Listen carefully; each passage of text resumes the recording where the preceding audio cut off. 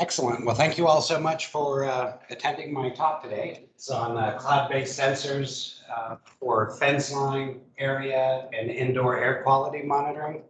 So when we kind of started out, the sensor technology is really just advancing very quickly, right? So went to conferences 5 years ago, one or two sensor people. Now you go to the shows, there's all kinds of sensor folks out there. So it's really an emerging technology, really based on, the Internet of Things and chips and making them smaller and just, adding the capabilities that we didn't have 10 years ago. So IoT, Internet of Things, everything's going to be connected to the Internet. My thermostat is connected to the Internet. So when I travel, I can, it's really good, right? There's a lot of advantages to the Internet. So I can turn it down, I get home, it's cold, it's cool, I can monitor the temperature. So very much like with these sensors, you can monitor there when you're here. So that's really nice. And for consulting firms, it might be able to save you some field personnel, for industrial clients. It saves a lot on manpower and labor. So not only there's the advantages of getting your data continuously and in real time, but it can be real cost effective as well.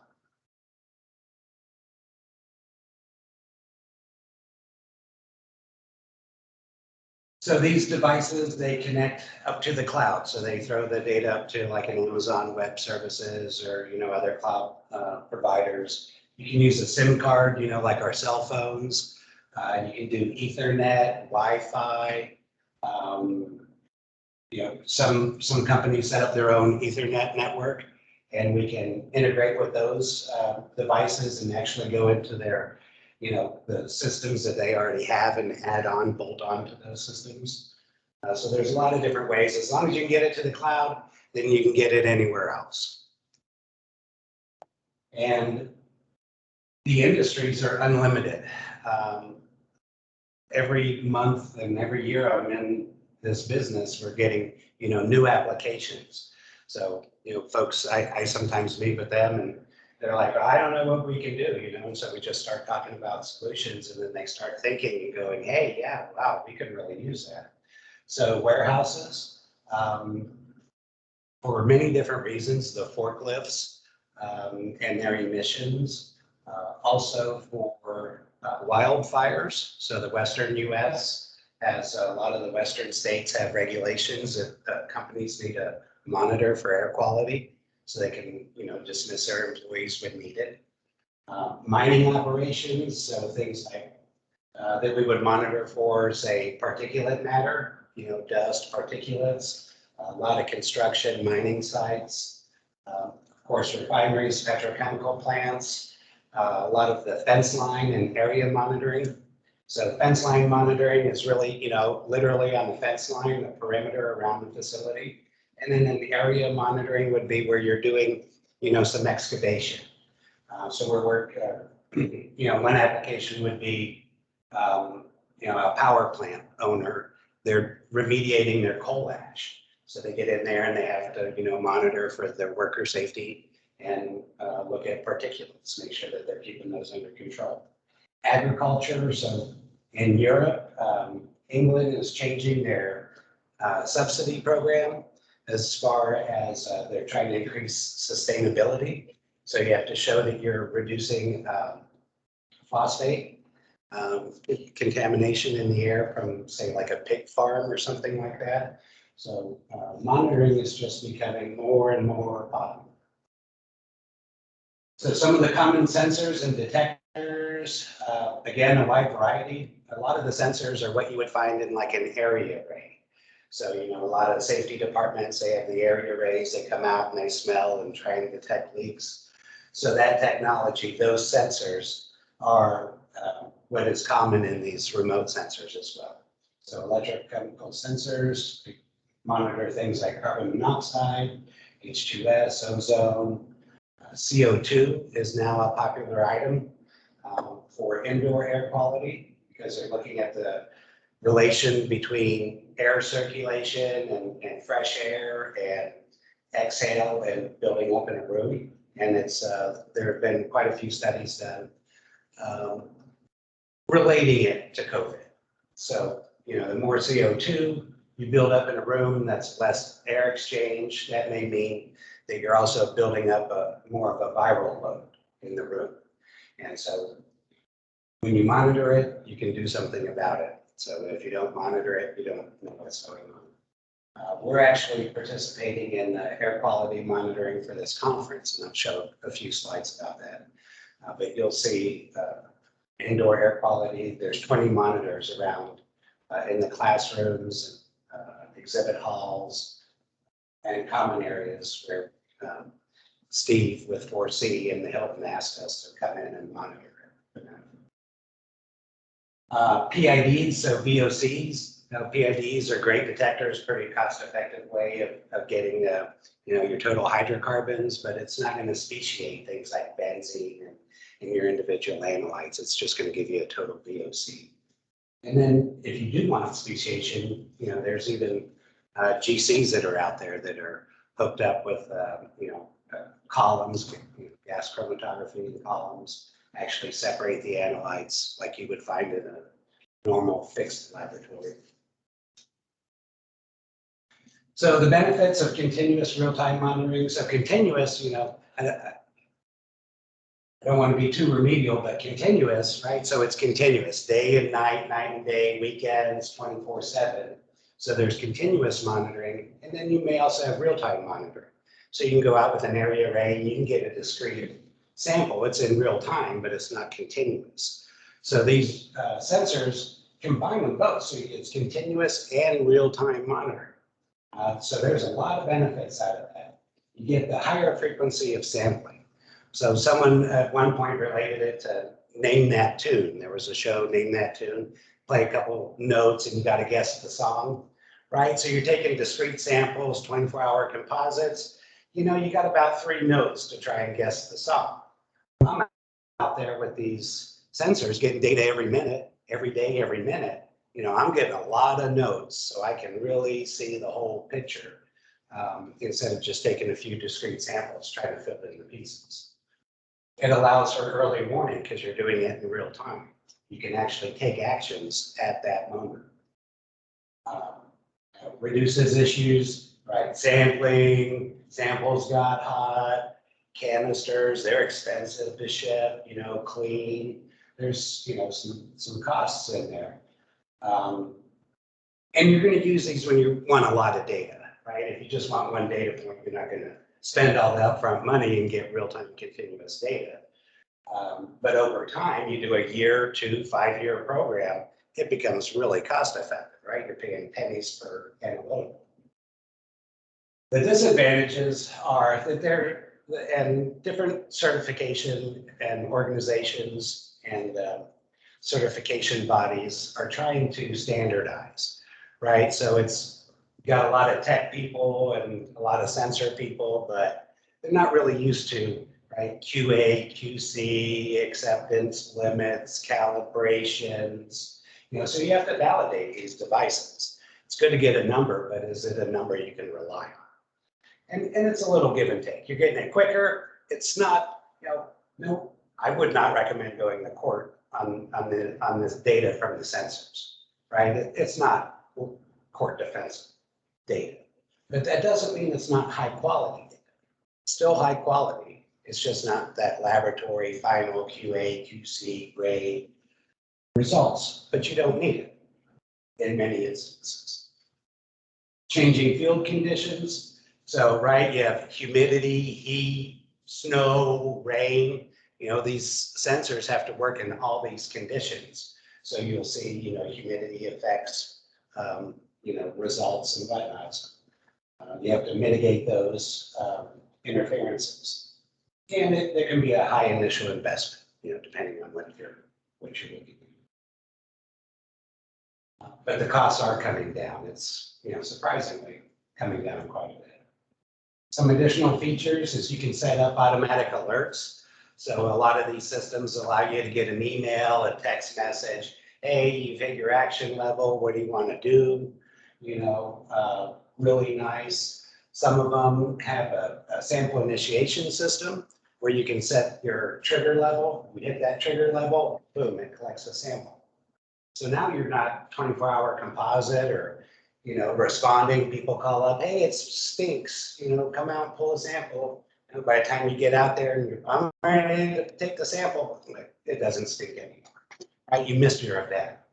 So this allows you to sample right when you have that event, capture it, you got it. Now you send it to the laboratory, get your full speciation, QA, QC, all that, but you've captured the event. So, a lot of different options there. You can activate a SUMA canister, do a 24-hour composite, a TO, 15. You can also pull pumps to collect particulate matter, silica, any other metals parameters that you may be interested in.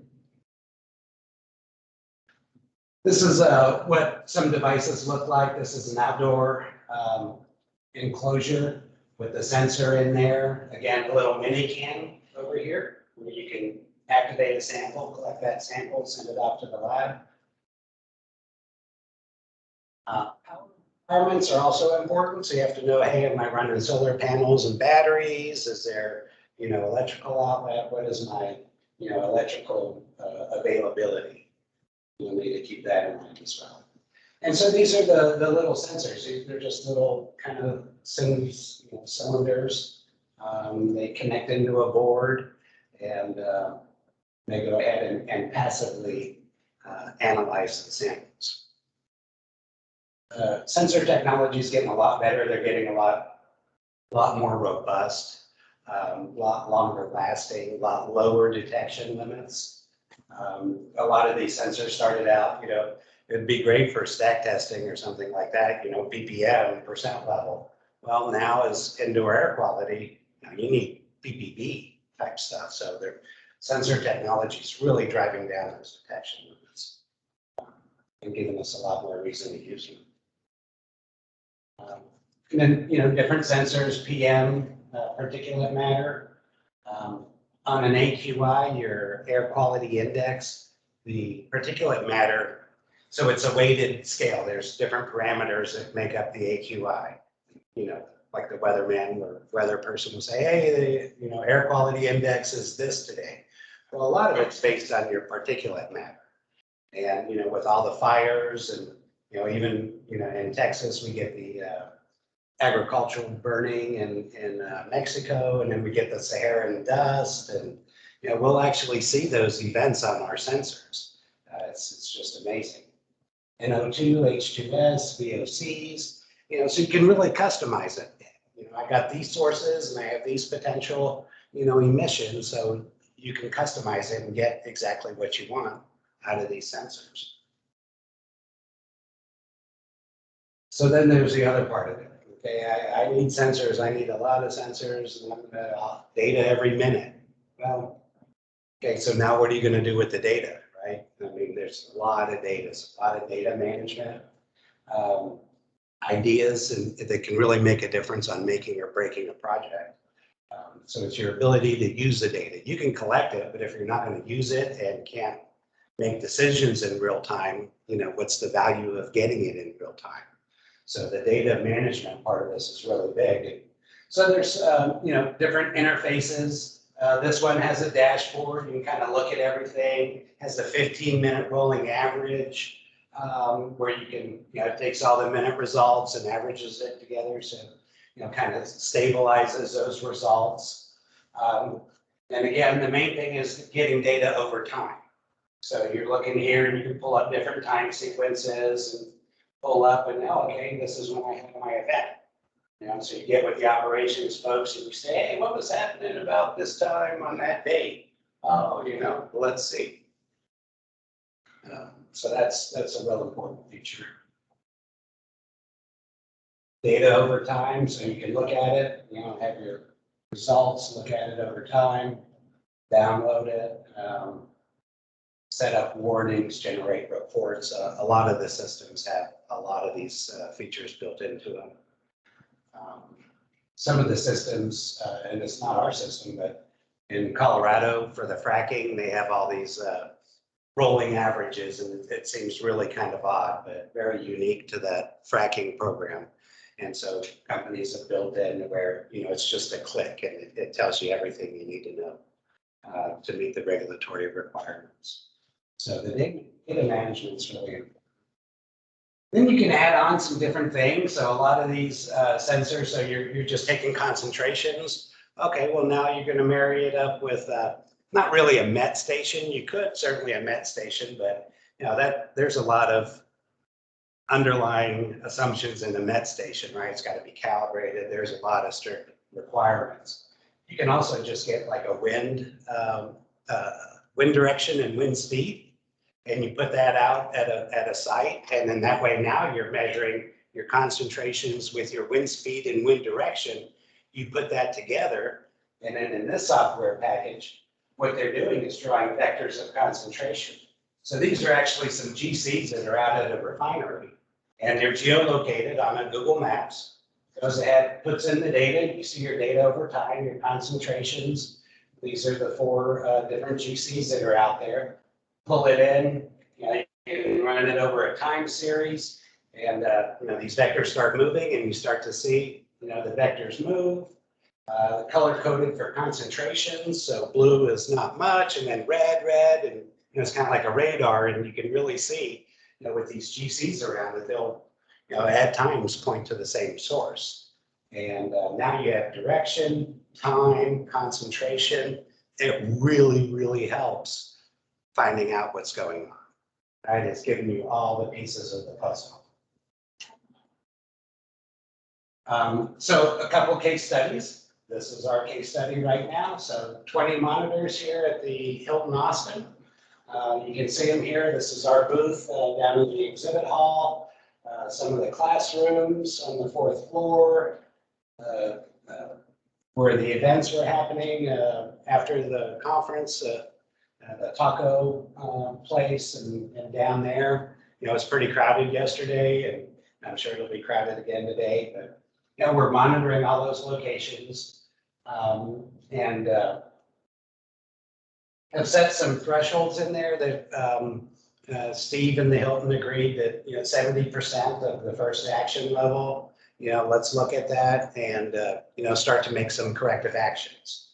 So we actually had that yesterday. So a couple of the rooms, about 3 of the rooms, probably some of the smaller rooms, the concentration started to come up and hit our first kind of notification level. So we got with Steve and got with the Hilton. Hilton's been really, really great on this. Their facilities person contacted their HVAC people, went ahead to their system, increased the fresh air, made some changes, and within an hour, those concentrations came right back down. So it works. It works, and they wouldn't know to do that if it weren't monitoring. So they're able to see the data, make decisions, and make corrections, all in real time. So these are the parameters being monitored. It's PM 2.5, PM 10, CO, and CO2.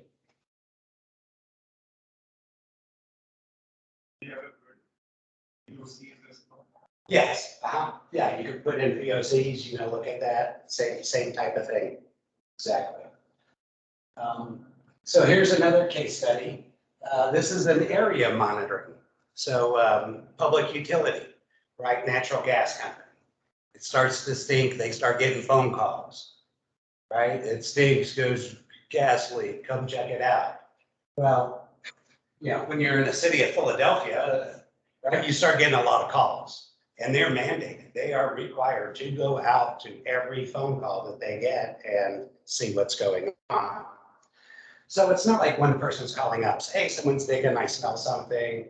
These are big events where people are smelling it all over, an area of town.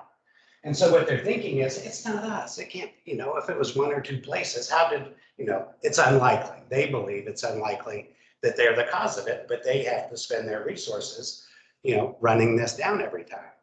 So they're getting a little bit tired of it. So they started tracking their phone calls and putting that up on the map. They look at it and they go, okay, well, let's see what industries around there. A lot of industry, a lot of different companies, people that, have, stinky stuff. These are all kinds of stinky things that people would call about. right? They go, okay, what kind of sensors do we need? Well, let's get let's get these sensors. Wind speed, wind direction is important. Sample capture. Hey, we might have to capture some samples to, help identify what's going on. So they go out and they look at the sources. Well, there's a refinery. There's a petrochemical facility. There's a wastewater treatment facility. There's all kinds of people that can maybe start being the cause of these odors. So they pointed out, okay, these are potential sources. They match it up with some remote sensors. Here's where we're thinking we're going to put the remote sensors. Match them up. You cover all these locations. So now you're looking at, getting an early warning system, right? You put it across the fence line or across the street from one of these facilities. When the event occurs, your units are going to start triggering, right? And so they're going to start triggering, and then you're going to start getting phone calls. So you can see your units going off, and then you can see the phone calls going up, and it'll really pinpoint the source of the emission. And so they're hoping that working with all the companies, they all work together to some extent, I believe, is they're going to get them, try and identify them and correct their emissions so that it helps out the whole all the companies in the area. So a couple more examples of just the importance of getting data over time. So brand new hospital in California, opened it up, and they're getting hydrocarbon odors on the top 2 operating rooms up on the top. And it happens every now and then. I don't know, sometimes day, sometimes night. We just smell it every now and then. So they spent months collecting samples, 24-hour composites, grabs, couldn't figure it out. Put in some remote sensors, had it figured out in less than a week, because they can see the data over time, and they start looking at these spikes of VOCs. And they're like, what is that? And they're trying to match it up. They matched it up to the flight for life that's landing on the roof, because that's where their AC units are, right? So the air intake is taking the exhaust from the helicopter and recirculating it into the building in the top 2 floors. It was easy to figure out once they could piece it together. Again, with the wildfires. So this in Malibu, schools in Malibu, this was a couple of years ago, very, extensive fires. It burned all the way down to the sand. Fortunately, sand doesn't catch on fire, else it would have burned too. But a lot of places in Malibu, so you can see the scorched earth, right? I mean, it just goes right up to the school line. And it's not so much the fire, right? Because they're not there. They're out when there's smoke and there's fire, coming up on the school property.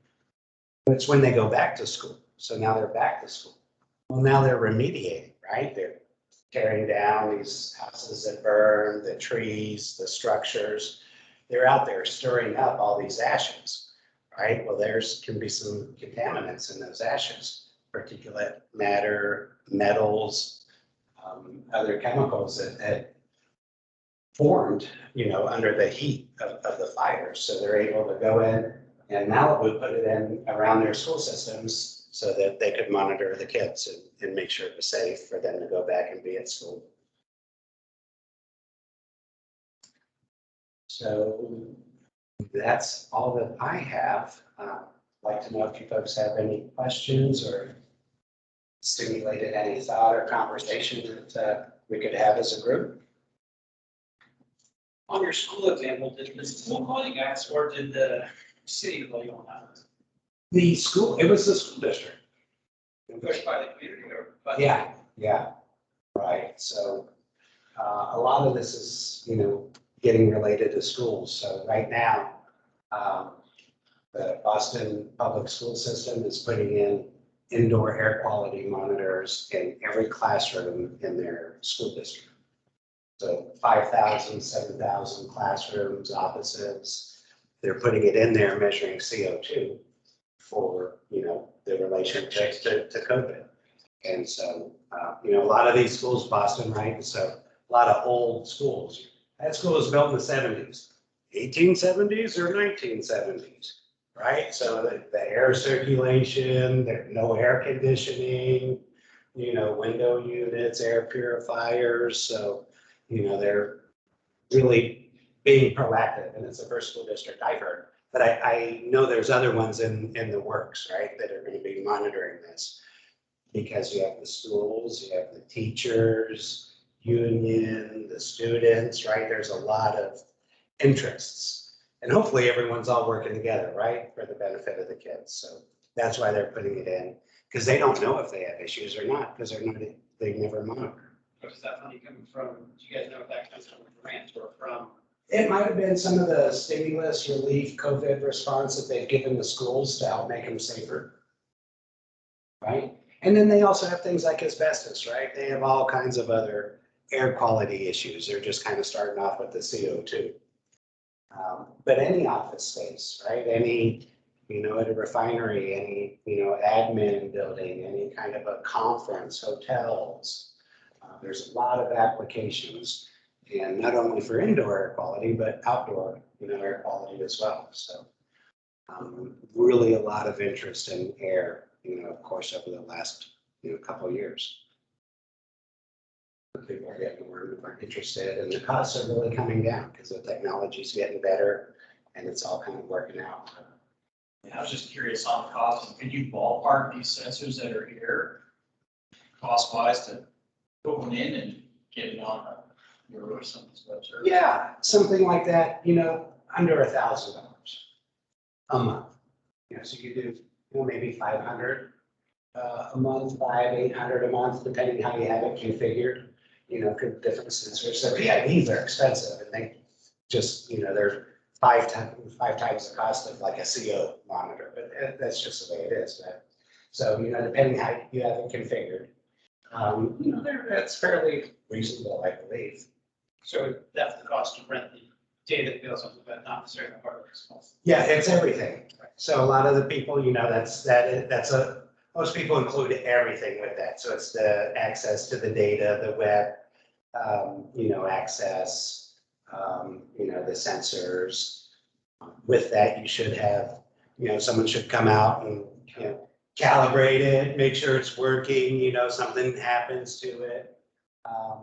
They're going to be. If you're calibratable, you can make the adjustment. They certainly can. Yeah. So that's really something. And that's important. That's what people want to see, right? That are used to looking at data and quality data, right? Anything anywhere near laboratory or court defensible, you want that calibration. Yes. I guess I got a question about the PID and, the total VOC measurement that you guys from other, the PID is to drips due to humidity and temperatures. Do you do any sort of correction against environmental factors? So we try and mitigate those where we can. So putting in fans, to cool the detector, to, keep it at a, more of a constant temperature. A lot of the GC people, because you're exactly right. So the sensors and the GCs are very susceptible to humidity. So a lot of people put in, a lot of, dehumidifiers and molecular sieves and different items to condition that air before it hits their detector.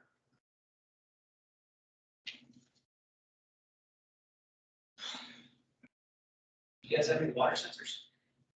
Water sensors. Yes, you have contaminants in water as well. I'm just curious if it's come to that level. Right. So it really has. So, there's a lot of inline type stuff. Right.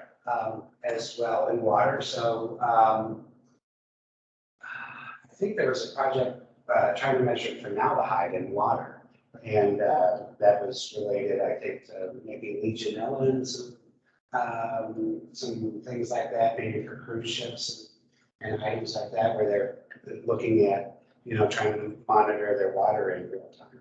And so, yeah, there are, water, even product, type stuff. So you go to a refinery, they have inline, methane detectors and benzene detectors. There's a wide variety of inline and online, or And just work the trap stuff, but actual sensors where they're disposable, where they'll take a hit and then you can replace them. Is there anything like that that you know of, that you guys do? not that we're specifically involved with. But we can look into it, and I know that we have looked into some different applications around there. Because you could even get the off-gassing of the water, you know, and measure the air. Right. To give you, you know, an idea of what's in the water for sure. And a lot of it is just relational, you know, it doesn't necessarily have to, you just have to see it over time, right? To know when there's a change. A lot of it is, you know, it's not so much the concentration, although that can be very important, but in some instances, it's just knowing when conditions change. And you're like,